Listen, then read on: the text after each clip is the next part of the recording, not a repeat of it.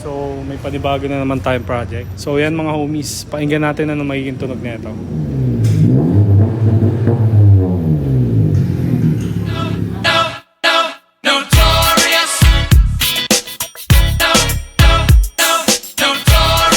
What's up mga homies? So may panibago na naman tayong project. So kung makikita nyo sa likod ko, ang project natin ngayon is Honda Civic RS Turbo. So ang pinakabit sa atin ni sir is exhaust system tsaka headers. So ito nga pala sila boss, is customer na natin 6 years ago.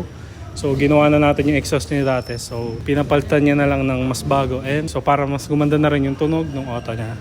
So kung makikita nyo dito, kinapitan natin siya ng HKS Quad Muffler Tip kasi yun yung preference nila boss. So 2.5 inches pipings ginamit natin dito.